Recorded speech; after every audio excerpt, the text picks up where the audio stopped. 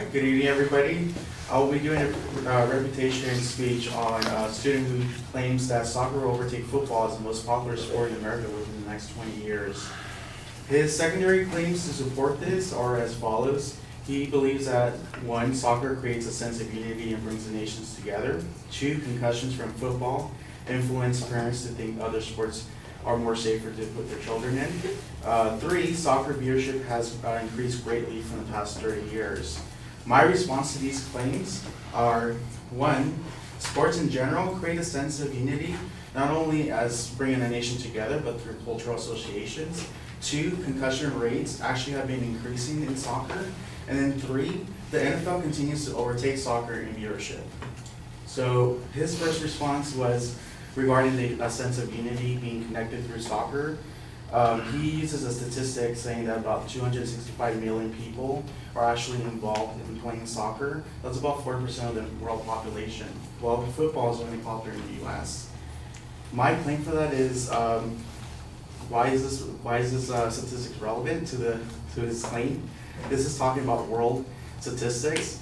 I would have liked to see how many students are actually, or how many players are actually playing soccer from the US. His second claim, also his sub-claim, is that the players represent our country, and it's how our country views us, or other countries view us. While that may be true for players who are representing our country through, the FIFA league, or even in our communities that they're representing, I don't think foreign countries view us through soccer, because quite frankly, we're not the best in soccer. And then probably we're more well known through Donald Trump or our foreign policies than any sport at all. And then he also uses the statistics that about 26.7 million people watched the last Women's World Cup final. And while that is a huge increase throughout the years, I feel like this is irrelevant, because he mentions this claim again in another argument. My counterclaims for this is that even though soccer is increasing, high school football still dominates the sport, not only in high schools but also college football and football and national leagues. About 1.1 million athletes are actually playing high school football, which is about, comparing to soccer, it's roughly a little bit over 700,000. So there is a margin comparison regarding that. And that statistic is provided through the National Federation of State High School Associations. With college football, in the sense of creating a sense of unity, football actually creates school pride, where a lot of universities are investing in high school or in college football. The University of Southern California in 2014 budgeted about $30 million to the football program. In terms of revenue, they got about $100 million back in revenue.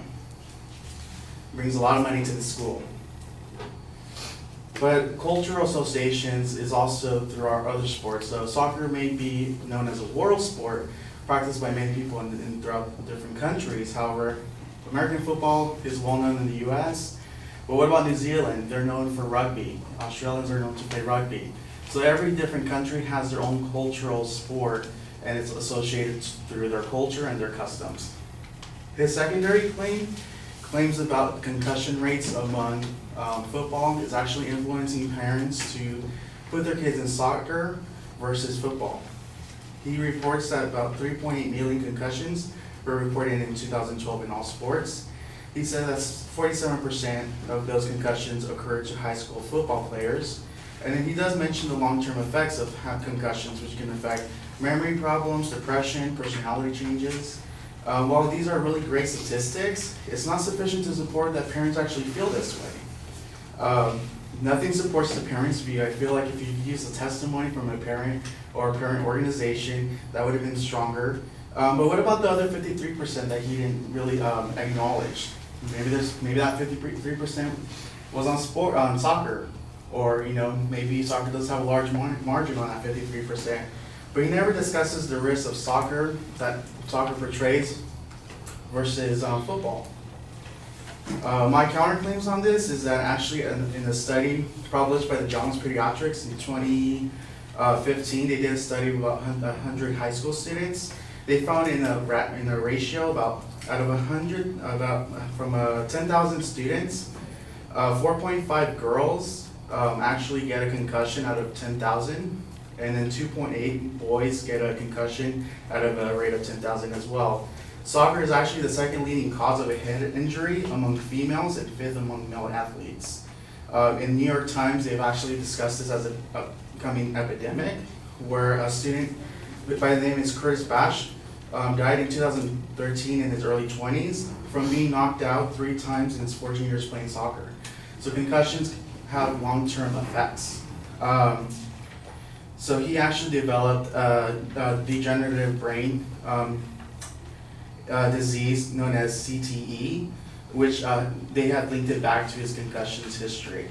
And then Sarah Fields, who was the main professor of this study, claimed that there has been a discussion in soccer world for the last year about how to lower concussion rates due to the injuries that athletes have been experiencing. His third claim is that the viewership of soccer has been increasing. While that is true, he does compare the World Cup final to the Super Bowl 50, which is this past year.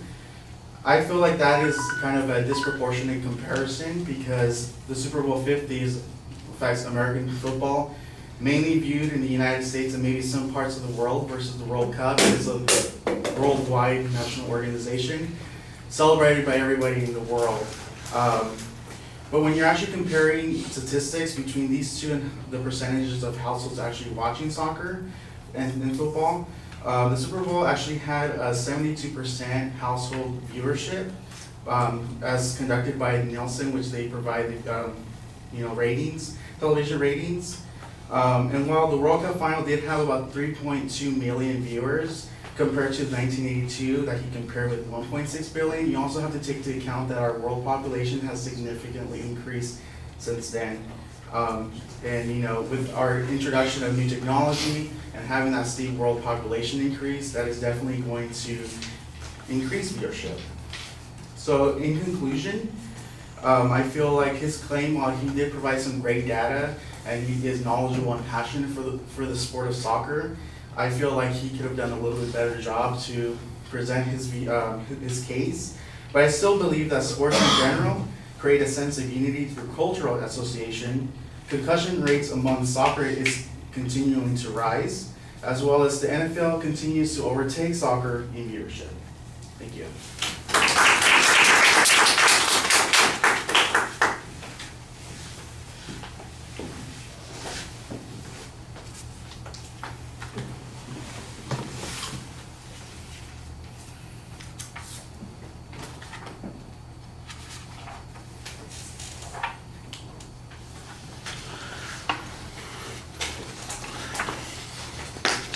All the structural stuff is pretty solid at the beginning, and you do a good job signposting in the body of the speech, so that's pretty good. On the first argument on this issue of sense of unity, I think that you've got some pretty reasonable arguments on this position. I'm not exactly sure that the advocate did much to sell this as a point that shows why in the long run it's going to influence viewership or our sense of participation in the process. It might be something that is true of any kind of sport, and I thought that you did a good job demonstrating that, especially with a variety of information about the number of high school players, for instance, about the money that it brings in and revenues to the schools that are going on. We don't get much of a discussion of what the soccer issue is on the revenue issue, for instance, and I think that you have a good point when you get to that third point when you're doing the comparison on viewership. It comes back to, well, this is a cultural issue, and there are differences in the cultures, and every culture has its own unique sort of sports that it gives a damn about, and the football happens to be the one that we have here. Now the question is, could it ever be replaced? I think you need to make a slightly stronger argument that soccer faces some restrictions. First of all, it has to supplant football, so it's not just that it has to become more popular, it basically would have to replace it when it comes to timing issues. I think it would be easy to demonstrate that football popularity continues to grow, that it draws greater amounts of attention, that sort of thing. I don't know anything about fantasy leagues, but apparently in football there's a whole bunch of this fantasy stuff that's drawing people in. Do they have fantasy crap with soccer? I don't know, but that would be one of those points that I think maybe you could bring in on this sort of thing. I thought the argument about the concussions was some of it's pretty good. The notion that soccer concussions occur, that those problems would be potentially significant. I like the rate of which people in the high schools are injured with soccer. It's interesting that the girls have a higher rate of soccer concussions than boys do. And I assume that's in all sports. I don't think it's specified in what kind of sport, which seems to suggest that maybe the rate is even greater in soccer, since girls participate in soccer to a much greater degree than they would participate in football in high school. I mean, I know that there are some girls who play football in high school, but you have a girls' soccer team, you don't have a girls' football team, so it seems to me like that might be a way to interpret that statistic and support your point. The other point that I think is important to note is that, is there been any demonstration that people are holding their kids out of participating in this process because of this information? Did the advocate provide any proof on that particular point? I think that's a challenge that needs to be made, and I think you need to have some counter evidence on that. We're taking an awful long time here. At the end of the presentation, it sounds like you're giving an evaluation rather than an argument, so you want to be a little careful about that. We talked about that before. All right, sorry.